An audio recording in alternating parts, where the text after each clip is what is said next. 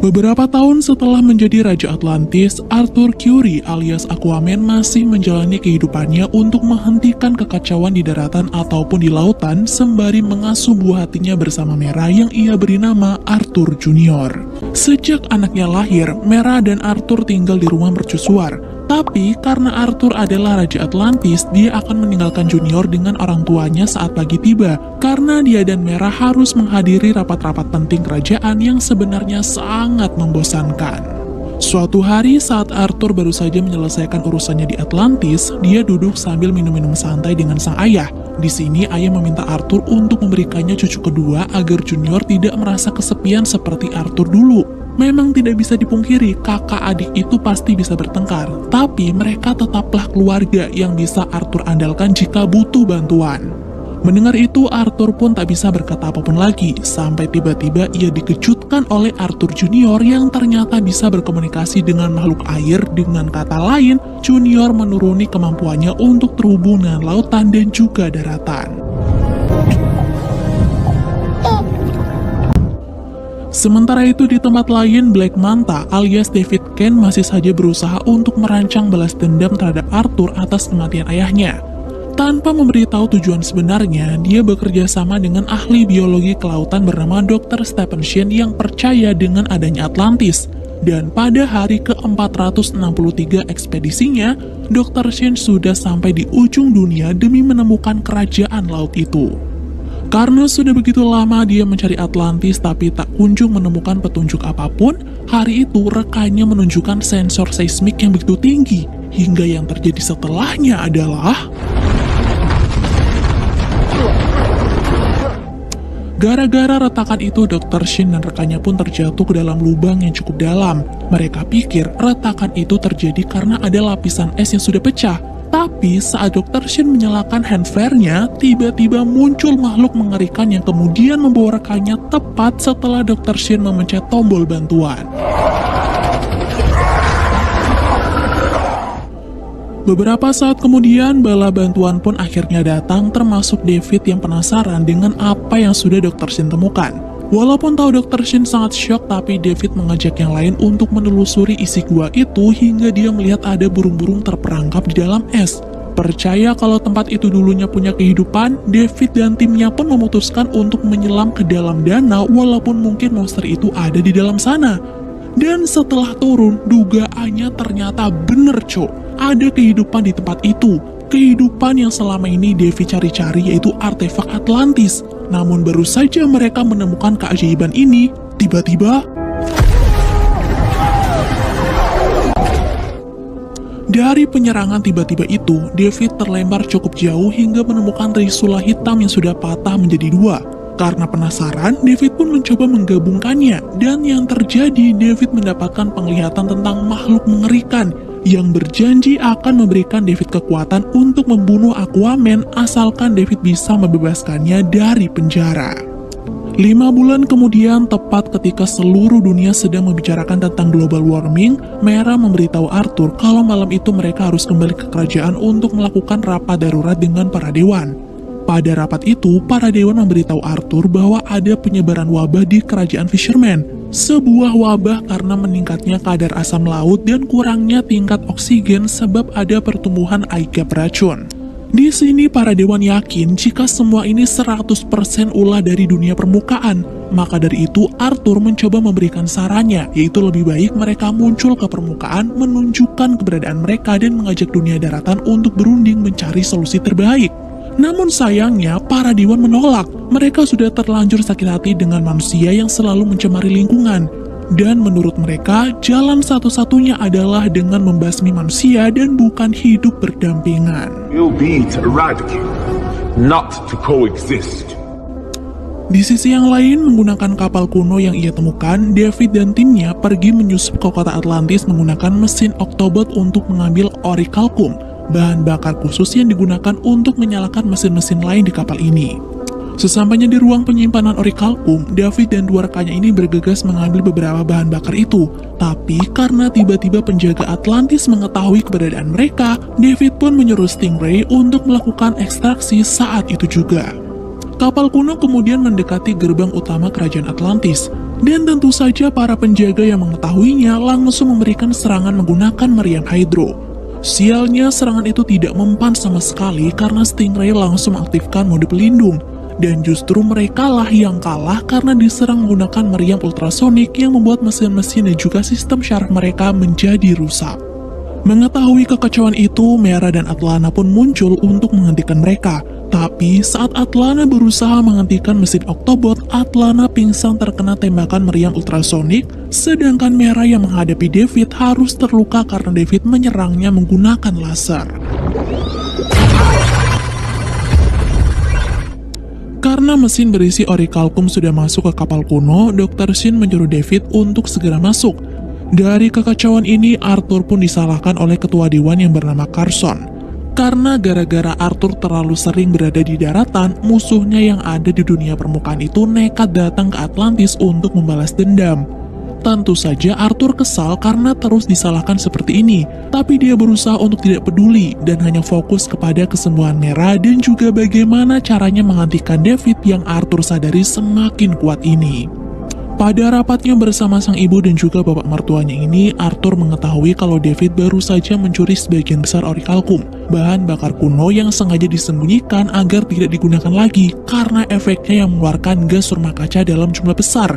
Tidak hanya meningkatkan suhu planet dan menyebabkan cuaca ekstrim saja, tapi juga akan membuat dunia ini terancam kepunahan.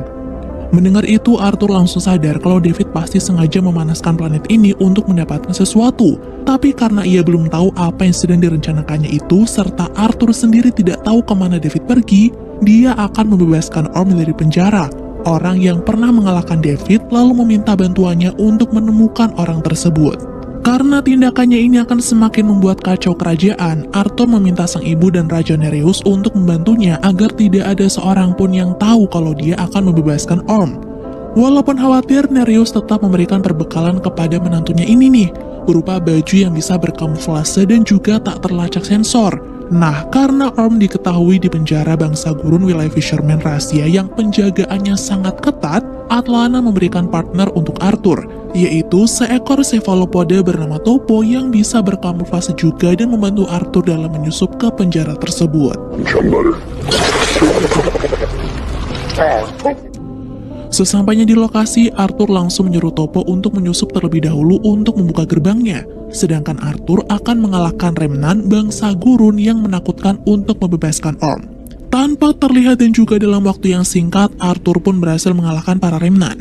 Dan setelah menjelaskan alasannya kenapa dia mau membebaskan Orm dari penjara, Arthur dan Orm pun bergegas keluar dari tempat itu dengan bantuan Topo. Saat berhasil keluar, Arthur mengalahkan dua Remnant yang sedang berjaga di luar, lalu merebut tunggangan mereka untuk digunakannya naik ke permukaan. Begitu mereka mencapai permukaan, Arthur menyuruh Orm untuk memulihkan tubuhnya dengan menyentuh air laut. Dan setelah semuanya kembali normal, mereka berdua pun kembali bekerja sama untuk mengalahkan para Remnant. Setelah berhasil melarikan diri, Arthur memberitahu Orm bahwa setelah masalah ini selesai, Arthur akan kembali melempar Orm ke dalam penjara. Tapi ternyata Orm lah yang akan menyerahkan dirinya sendiri, karena menurutnya hanya inilah cara dia menghormati kerajaan Atlantis. Selanjutnya, untuk mencari tahu keberadaan David alias Black Manta, Orm mengajak Arthur ke benteng tenggelam atau surganya bagi para perompak milik Raja Kejahatan Kingfish. Orm tahu Kingfish ini bisa memberikannya informasi, apalagi David adalah seorang perompak juga. Tapi ketika mereka sudah bertemu dengan Kingfish dengan keadaan kaki terikat rantai, Kingfish malah menolak memberikan informasi apapun dan justru menyuruh antek-anteknya untuk membunuh mereka berdua. Untung saja Arthur datang bersama Orm. Di saat Orm menghajar semua antek-anteknya Kingfish, Arthur dengan cepat kembali menghampiri Raja Kejahatan itu dan langsung memasangkan helm penyelam untuk mengancamnya. Karena takut engap, Kingfish pun akhirnya memberikan info bahwa David pasti bersembunyi di sebuah pulau vulkanik di Pasifik Selatan bernama Devil's Deep. Di Pulau Devil's Deep sendiri, David dan timnya sedang mengolah orichalcum menggunakan kilang orichalcum kuno. Dan sesuai dengan dugaan Arthur, David akan menggunakan efek dari bahan bakar itu untuk melelehkan gletser Antartika. Di waktu yang sama, berhasil sampai di Pulau Devil's Deep, Arthur menyuruh Topo untuk kembali ke Atlantis dan memberitahu titik koordinat mereka sekarang, sedangkan dia sendiri dan Orm akan mulai menyusuri hutan menuju gunung. Nah, di perjalanan ini Arthur memberitahu Om bahwa makanan daratan itu jauh lebih enak. Tapi karena Om tidak mau percaya, dia pun menjahili Om dengan memberikannya kecoa dan menyebutnya sebagai udangnya daratan. Kalau diperhatiin, kecoa tadi gede juga ya. Tapi bukan hanya kecoanya aja, Cuk.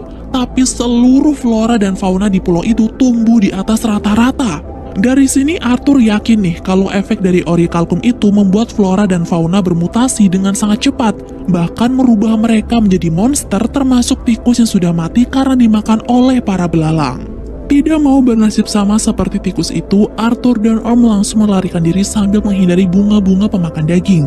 Sampai di sisi tebing, Arthur merobohkan patung raksasa dan menyeberangi jurang menggunakan patung batu itu. Lalu setelah mereka sampai, patung itu pun segera dirobohkannya hingga para belalang itu terjatuh ke jurang.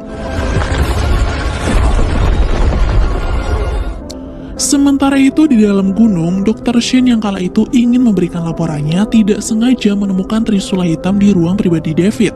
Karena penasaran dengan benda tersebut, Dr. Shin pun nekat menyatukannya hingga dia akhirnya tahu tujuan David menggunakan orichalcum, yang tak lain ingin membebaskan Kordak beserta pasukan kerajaannya demi membalaskan dendam kepada Aquaman. Tepat setelah Dr. Shin mengetahui fakta itu, David muncul dari belakang. Dia sengaja memberitahukan semuanya secara langsung, dan jika Dr. Shin berani-beraninya menghentikan rencana ini, David tidak akan ragu-ragu untuk membunuhnya. Di malam harinya, Arthur dan Orm akhirnya sampai di lokasi persembunyian David Black Manta. Lalu setelah mengalahkan penjaga pintu masuk, mereka bergegas pergi ke ruang kendali untuk menghentikan kilang orichalcum itu. Ketika Arthur dan Orm sedang berpikir bagaimana caranya menghancurkan mesin tersebut, Dr. Shin datang sambil menodongkan pistol. Mimin pikir Dr. Shin ini mau ngelawan nih, tapi dia ternyata cuma pura-pura karena setelah pintunya ia tutup, Dr. Shin langsung memohon kepada Arthur untuk membawanya pergi dari pulau ini. Untuk membuat Arthur percaya pun, Dr. Shin sampai memberitahu kalau dirinya ini cuma ilmuwan biasa yang baru tahu kalau David punya rencana jahat. Ia sangat mencintai Atlantis. Ia juga ingin melihatnya secara langsung dan kalau bisa ingin membagikan keajaiban kerajaan laut itu kepada seluruh dunia. Setelah Arthur dan Orm setuju untuk membawa Dr. Shin keluar dari Pulau Devil's Deep, Dr. Shin diminta untuk menjelaskan kenapa David melakukan semua ini. Tapi belum sempat Dr. Shin memberitahu alasan David mau bekerja sama dengan Kordak, tempat itu tiba-tiba meledak. Ternyata semua pasukan David sudah mengetahui keberadaan Arthur dan Orm. Mereka kemudian mulai berdatangan dan menggunakan senjata-senjata kuno milik Kordak, mereka berusaha untuk membunuh keduanya. Dalam pertarungannya ini, Orm dan Arthur berhasil mengalahkan seluruh anak buah David. Tapi ketika Orm akan membunuh satu yang masih tersisa, David tiba-tiba datang. Orm pikir David masihlah manusia biasa yang tidak akan sebanding dengannya. Tapi ketika dia maju untuk melawan, Orm langsung kalah hanya dengan satu pukulan. Sadar kalau David mungkin mendapatkan kekuatan barunya dari trisula hitam itu, Arthur dan Orm kembali bekerja sama untuk melawannya. Di tengah pertarungan, Orm sempat tidak sengaja menyentuh trisula tersebut, hingga akhirnya dia tahu kalau David berusaha untuk membebaskan Kordak. Dan yang terjadi setelahnya, Orm terluka parah karena David langsung menembaknya dengan laser tepat di bagian dada. Di sini hampir saja Orm terbunuh, tapi karena pulau tiba-tiba diserang oleh pasukan Atlantis, Arthur pun punya kesempatan untuk menyerang David walaupun berakhir gagal karena kapal kuno David menembakkan meriam ultrasonik kepadanya. Bersamaan dengan hancurnya pulau itu, Arthur hampir mati karena terjebak dalam reruntuhan. Tapi tidak disangka-sangka, Mera yang sudah sembuh datang menolongnya dan mengajak Arthur ke permukaan. Ketika semua pasukan Atlantis berkumpul, Orm memberitahu apa yang dia lihat saat memegang trisula itu, bahwasanya ada kerajaan yang hilang, kerajaan Necrus yang dibangun oleh Kordak, saudara laki-laki Raja Atlan dengan memanfaatkan orichalcum. Karena efek dari penggunaan bahan bakar itu membuat daratan dan lautan tercemar, Raja Atlan sempat memohon kepada Kordak untuk segera menghentikannya. Tapi karena Kordak menolak, dia menggunakan sihir gelapnya dan membuat trisulanya sendiri untuk menggantikan Atlan menjadi penguasa lautan. Berkat kekuatan hitam dari trisula itu, Kordak dan pasukannya berubah menjadi monster lalu berperang melawan Atlantis. Tapi tetap saja Raja Atlanlah yang berhasil memenangkan perang ini. Dia kemudian menggunakan darahnya sendiri untuk mengutuk Kordak beserta kerajaannya dengan memenjarakan mereka di dalam lapisan es yang sangat tebal, atau yang kini kita kenal sebagai Antartika. Sadar kalau Junior ada dalam bahaya, mereka bergegas pergi ke rumah mercusuar. Tapi sayangnya mereka terlambat, karena pada saat itu juga David sudah datang. Dia menusuk ayah menggunakan trisulanya lalu membakar rumah itu setelah membawa Junior bersamanya. Tidak mau kehilangan sang suami, Atlana langsung menolong Thomas menggunakan alat-alat medis Atlantis. Dan untungnya pria itu masih bisa diselamatkan, Cok. Di waktu yang sama juga, Nereus mendapatkan sinyal koordinat dari kapal kuno David. Dan ternyata sinyal itu sengaja dikirim oleh Dr. Shin karena Dr. Shin tidak tega Arthur Junior akan menjadi korban. Karena Atlana harus menjaga suaminya, dia menyuruh Arthur dan Orm pergi bersama pasukan Atlantis menuju Antartika. Di perjalanan, Nereus bingung bagaimana caranya menghentikan pasukan David yang punya meriam ultrasonik yang bisa merusak sistem syaraf mereka. Nah, karena menyerang dari berbagai sisi bisa membahayakan Junior, Arthur akan mengacaukan gema ultrasonik itu dengan gelombang lain pada frekuensi yang sama tapi jauh lebih kuat. Di sisi yang lain, sampai di Antartika, David puas karena es itu sudah mulai mencair gara-gara gelombang panas yang ekstrim. Tapi karena es belum sepenuhnya mencair, David mengajak Dr. Shin dan Junior untuk meledakkan titik lain menggunakan Octobot, titik yang bisa membawa David kepada Kordak. Sementara itu, sesuai rencananya, Arthur memanggil paus-paus yang ada di Antartika untuk merusak gema ultrasonik menggunakan gelombang suara mereka. Dan sesuai dugaan, karena gelombang para paus itu jauh lebih besar, meriam ultrasonik itu pun akhirnya hancur. Setelah mengalahkan anak buah David, Orm dan pasukan Atlantisnya masuk ke kerajaan Necrus dan berperang melawan pasukan Kordak, sedangkan Arthur akan mencari David untuk menyelamatkan Junior. Di tahta Raja Kordak, David menyuruh Dr. Shin untuk menyerahkan bayi Junior, tapi saat kainnya dibuka, bayi itu ternyata sudah ditukar dengan bom hingga membuat David terpental. Di sini Dr. Shin pun berusaha membawa kabur Junior dari tempat tersebut, tapi sialnya David sudah menyerangnya terlebih dahulu menggunakan sengatan listrik hingga dia tidak berdaya. Di luar sana, Arthur masih membantu pasukannya dalam melawan pasukan Kordak. Tapi ketika dia mendengar panggilan sang anak, Arthur pun langsung pergi ke sumber suara dan menyerang David saat itu juga. Dalam pertarungan sengit itu, Arthur ternyata kalah melawan David yang sudah dirasuki roja Trisula Hitam. Tapi sebelum David membunuhnya, Mera datang menyelamatkannya dan mengambil Junior dari meja tahta. Melihat Mera membawa kabur Junior, David yang kesal langsung melemparkan trisulanya ke arah mereka. Tapi gagal karena Orm langsung menangkapnya hingga kekuatan hitam itu pun berpindah ke tubuh Orm. Menggunakan tubuh Orm, kekuatan jahat Kordak pun berhasil mengalahkan Arthur. Bahkan menumpahkan darah Arthur ke meja tahta hingga kutukan itu perlahan-lahan terlepas. Marah melihat kelakuan Kordak dengan memanfaatkan kelemahannya dalam melawan Orm, Arthur berusaha bangkit dan ikut memegang trisula hitam demi menyadarkan adiknya. Awalnya memang susah, tapi setelah Arthur berusaha untuk meyakinkan Orm bahwa mereka ini adalah saudara yang akan melakukan semua hal bersama-sama demi kebaikan Atlantis, Orm secara perlahan melepaskan genggamannya hingga Arthur bisa melempar trisula itu kepada pemiliknya. Pada rencananya ini, Arthur memang gagal karena tepat di waktu itu Kordak sudah terbebas. Tapi setelah Orm memberikan trisula emasnya, Arthur langsung melempar trisula itu hingga berhasil menghancurkan trisula hitam dan juga pemiliknya. Dengan lenyapnya sihir Kordak, kerajaan Necrus pun mulai hancur. Saat itu, Arthur masih memberikan kesempatan David untuk hidup. Tapi karena dendam David begitu besar kepada Arthur, dia lebih memilih untuk mati ketimbang berutang nyawa dengan musuhnya sendiri.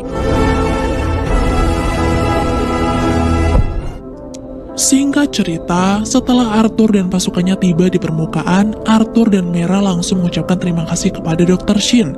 Selain itu, karena Orm sangat berjasa dalam misi ini, mereka sepakat untuk membiarkan Orm terbebas. Mereka akan memalsukan kematian Orm agar semua pihak tidak ada yang tahu. Tapi syaratnya, Orm harus pintar-pintar bersembunyi. Beberapa hari setelahnya, Arthur yang percaya bahwa penyatuan daratan dan lautan perlu dilakukan, memutuskan untuk menunjukkan kerajaan Atlantis di permukaan dunia. Mereka muncul di tengah kota untuk mendaftar sebagai anggota PBB, dan menyatakan niatnya untuk menjadikan kerajaan Atlantis sebagai negara anggota. Lalu film pun berakhir.